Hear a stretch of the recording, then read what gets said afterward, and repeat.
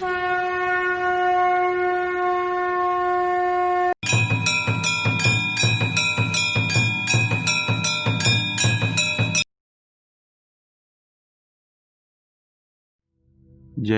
श्री कृष्णा।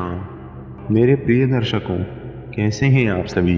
मेरा नाम है ज्योतिषाचार्य दीपक शास्त्री और आप सभी देख रहे हैं माँ जगदम्बा ज्योतिष ज्ञान यूट्यूब चैनल। सर्वप्रथम आप सभी से यही अनुरोध है कि आप इस पाठ का श्रवण टेंडी में ही कीजिए। आप में से कई दर्शकों और हमारे कई सारे छात्रों ने हमको बताया कि टेंडी में इस पाठ का श्रवण करने से आपको ज्योतिष शास्त्र समझने में अत्यधिक सरलता होती है। हम बहुत मेहनत करके आपके लिए इस पाठ को टेंडी में प्रस्तुत करते हैं। इस आधुनिक टेक्नोलॉजी के माध्यम से आप ज्योतिष शास्त्र का ज्ञान दशों दिशाओं से प्राप्त कर सकते हैं। ऐसा करना कठिन नहीं है। आपको बस अपने हेडफोन्स या ईयरफोन्स लगाने हैं और अपने नेत्रों को बंद कर लेना है और साथ ही ध्यानपूर्वक एकाग्र मन से इस पाठ को सुनना है। तो आइए बिना किसी विलंब के आज का यह वीडियो प्रारंभ करते हैं। मेरे प्रिय छात्रों ने और मेरे प्रिय दर्शकों ने जो हमसे ऑनलाइन और ऑफलाइन दोनों माध्यमों से निरंतर जुड़े हैं और हमसे ज्ञान प्राप्त कर रहे हैं, उन्होंने हमसे आग्रह किया है कि हम काल सर्प योग पर प्रकाश डालें और इसलिए हम अपनी ज्योतिष शास्त्र की सीरीज में बाकी विषयों को रोककर पहले काल सर्प योग के विषय में फैले हुए भ्रमों को दूर करने का प्रयास कर रहे हैं और शास्त्र की जो बातें हैं वो आप सभी तक पहुंचाने का भी प्रयास कर रहे हैं। इससे पहले हमने 3 वीडियोस में काल सर्प योग के विषय में बहुत सारी नई नई बातें आपको बताई हैं। यदि आपने वह वीडियोस नहीं देखी हैं तो उन्हें शीघ्रता से देख लीजिए।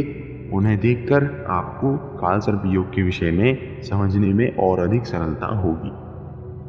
हमने हमेशा ही अपने छात्रों को यह बताया है कि ज्योतिष शास्त्र रटने का नहीं अपितु आत्मसात करने का विषय है।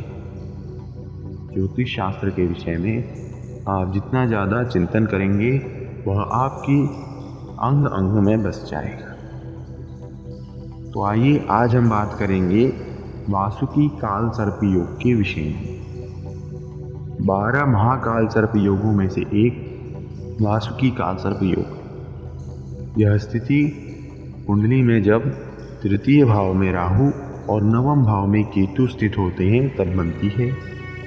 इस स्थिति में सभी ग्रह राहु और केतु के मध्य में स्थित होते हैं और राहु की वक्र गति के कारण इन सभी ग्रहों पर अशुभ प्रभाव रहता है।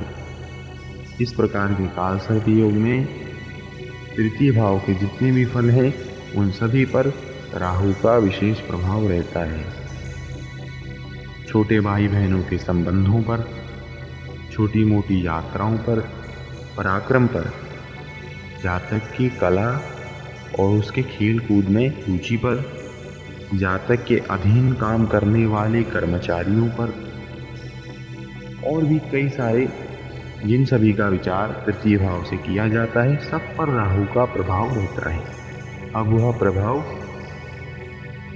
प्रभाव तृतीय भाव में रहने वाली राशि, उसके भावेश और उसमें स्थित ग्रह तीनों के हिसाब से परिवर्तित हो सकता है।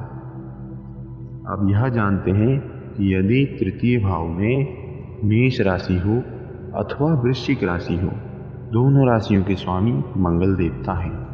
दोनों राशियों में समानता होने पर भी दोनों राशियों का अपना स्वभाव भिन्न है, क्योंकि मेष राशि यहाँ शुष्क है और चर है, वहीं वृश्चिक राशि स्थिर है और सजल है। दोनों राशि में मिलने वाले फल में अत्यधिक समानता तो होगी लेकिन कुछ भेद होना संभव है। अब यदि ऐसी स्थिति होगी तो राहु पूर्णतया जातक के पराक्रम, साहस और धैर्य इस पर प्रभाव बनाएंगे और मंगल की तरफ फल देने का प्रयास करेंगे, क्योंकि राहु छाया ग्रह हैं। वह जिस ग्रह के साथ हो, जिस ग्रह के भाव में बैठी हो, उसकी नकल करने का प्रयास करते हैं, लेकिन अपनी कुटिलता, दुष्टता और अपनी धूर्तता को त्यागते नहीं हैं। काल सर्प योग में राहु की विशेष भूमिका होती है। इसलिए ऐसी स्थिति में राहु जातक को पराक्रमी तो बनाएंगे, जातक का साहस अत्यधिक रहेगा, क्योंकि तृतीय भाव में मंगल का भी विशेष प्रभाव रहता है। युद्ध कला में जातक अच्छा हो सकता है, लेकिन वह अच्छे कार्यों के लिए पराक्रम नहीं करेगा। और यह भी हो सकता है कि राहु उसके पराक्रम को पूरी तरह क्षीण कर दे, लेकिन इसकी बहुत कम संभावनाएं हैं, क्योंकि राहु मंगल की ही नकल कर रहे हैं और मंगल पराक्रम देते हैं, वह शक्ति देते हैं, उनका नैसर्गिक स्वभाव है। इसलिए राहु पराक्रम तो देंगे, लेकिन ऐसा पराक्रम जो जातक के काम ना आए, क्योंकि उनके अपनों से ही विरोध करने में जातक पराक्रम दिखाएगा, जिससे उसकी समाज में मान प्रतिष्ठा की हानि होगी। आइए अब जानते हैं कि यदि तृतीय भाव में वृषभ अथवा तुला राशि स्थित हो, आखिर तब जातक को किस प्रकार का फल देखने को मिलेगा। ऐसी स्थिति में दोनों राशियों के स्वामी शुक्र देवता हैं और दोनों राशियों में समान फल प्राप्त होता है, लेकिन दोनों राशियों के अपने स्वभाव में भी भिन्नताएं हैं। एक राशि जहाँ स्थिर है तो दूसरी चर है, इसलिए दोनों में भिन्नताएं देखी जा सकती हैं, लेकिन काफ़ी हद तक समानताएं होंगी। ऐसा जातक यदि नौकरी कर ले तो दिक्कतें उसका पीछा नहीं छोड़ती। अधीनस्थ कर्मचारी उसको सदैव परेशान करते हैं। कई बार मित्र विश्वासघात करते हैं। भाई बहन से व्यक्ति को सहयोग ना के बराबर मिलता है कि भाई बहन स्वयं उसके शत्रु भी बन जाया करते हैं। आइए अब जानते हैं कि यदि तृतीय भाव में मिथुन राशि अथवा कन्या राशि स्थित होगी और काल सर्प योग बन रहा होगा, तब क्या स्थिति रहेगी। ऐसी स्थिति में राहु बुध की तरह फल देने का प्रयास करेंगे। काल सर्प की कुंडली की बात करें, इस स्थान में बुध की ही मिथुन राशि पाती है, इसलिए बुध का तृतीय भाव में प्रभाव रहता है।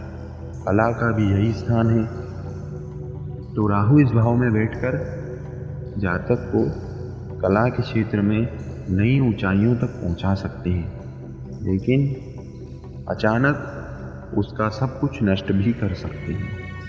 भाग्योदय में ऐसे जातकों को कठिनाई हो सकती है। विदेश भ्रमण में भी जातक की परेशानियां उसका पीछा नहीं छोड़ती। जातक को धन तो प्राप्त होता है, लेकिन बदनामी उसका पीछा नहीं छोड़ती। अब बात करते हैं कि यदि तृतीय भाव में चंद्रमा की राशि कर्क हो और काल सर्प योग बन रहा हो, तब क्या स्थिति रहेगी। ऐसी स्थिति में जातक को पद प्रतिष्ठा और पराक्रम के लिए संघर्ष करता रहना पड़ेगा। उसके साथ विचित्र विचित्र घटनाएं घटेंगी। काल सर्प योग से पीड़ित जातकों के साथ अक्सर ऐसा होता है कि उनको स्वप्न में सर्प के दर्शन होते हैं और उनको सर्प से भय रहता है। अब बात करते हैं कि यदि तृतीय भाव में सिंह राशि स्थित हो और काल सर्प योग बन रहा हो, तब क्या स्थिति होगी। ऐसी स्थिति में जातक को पराक्रम और साहस दोनों प्राप्त होंगे, लेकिन उनका प्रयोग वह पूर्व की भांति सही दिशा में नहीं कर पाएगा, जिसके कारण वह दोनों उसके लिए अभिशाप की तरह कार्य करेंगे। जातक का धैर्य कम होगा, जिस कारण वह बड़े बड़े निर्णय लेने में भूल कर बैठेगा। आइए बात करते हैं कि यदि तृतीय भाव में बृहस्पति देव की राशि धनु हो अथवा मीन हो, दोनों राशियों में समान फल ही प्राप्त होता है। अत्यधिक समानता रहती है, क्योंकि दोनों राशियां बृहस्पति देव की है और दोनों द्विस्वभाव राशियां हैं।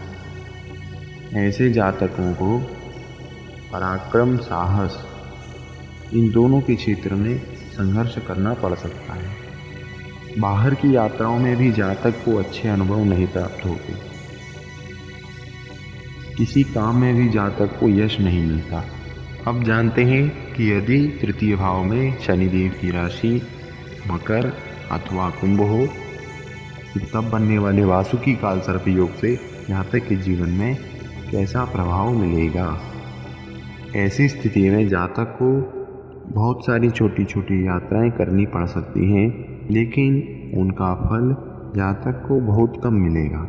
यह सब यात्राएं जातक के लिए व्यर्थ हो जाएंगी और समय की बर्बादी साबित होंगी। ऐसी स्थिति में जातक अपने भाग्य से अप्रसन्न रहता है और अपने छोटे भाई बहनों के साथ झगड़ा करता रहता है। वह अपने में कमी देखता है और अपने माता पिता को भी कोसता है। ऐसे जातक अपने छोटे भाई का सहयोग नहीं करते, अपितु द्वेष भावना रखते हैं। तो प्रिय दर्शकों, आज हमने वासुकी काल सर्प योग के बारे में विस्तार से जाना। आज हमने जाना तृतीय भाव में बनने वाले इस वासुकी काल सर्प योग का जातक के जीवन पर कैसा प्रभाव देखा जाता है। हमने 12 राशियों के इस भाव में रहने पर कैसा कैसा फल जातक को प्राप्त होता है, यह भी जाना। आशा करते हैं कि यह वीडियो आपको अच्छा लगा हो, और यदि अच्छा लगा हो तो इसको लाइक करना मत भूलिए और इसको अपने मित्रों के साथ अधिक से अधिक शेयर कीजिए, क्योंकि ज्ञान बांटने से ही बढ़ता है। ज्ञान को रोकिए नहीं, बांटिए। हम अपने इस चैनल के माध्यम से आप सभी को अपने वर्षों का ज्ञान देते हैं। हमने यह ज्ञान अपने बुजुर्ग, अपने पिता पितामह और गुरु आचार्यों से प्राप्त किया है, और ज्योतिष शास्त्र के अनंत सागर में यह ज्ञान मोती के समान है। इसलिए इस मौके को ना गंवाएं और हमसे अधिक से अधिक ज्ञान प्राप्त करने का प्रयास करें। ऐसा करने के लिए आप हमारा YouTube चैनल सब्सक्राइब कर दीजिए और बेल आइकन को भी दबा दीजिए, और साथ ही हमारी वीडियो को अधिक से अधिक लाइक कीजिए। ऐसा करने से हमारा उत्साहवर्धन होगा और हम आपके लिए और भी नई नई वीडियोस और भी नए नए विषयों पर अधिक से अधिक लाने का प्रयास करेंगे। हम यह दावा करते हैं कि यदि आप हमारे साथ इस सीरीज में जुड़े रहेंगे तो आप अवश्य ही ज्योतिष शास्त्र के महारथी बन जाएंगे। इसलिए आप हमारे साथ जुड़े रहें। कमेंट बॉक्स में आप अपने सुझाव, अपनी शंकाएं और अपनी समस्याओं को प्रकट कर सकते हैं। कमेंट बॉक्स का उपयोग कीजिए और हमसे जुड़े रहिए। आज के लिए इतना ही। हम आपसे मिलेंगे नई वीडियो में। तब तक के लिए जय श्री कृष्णा।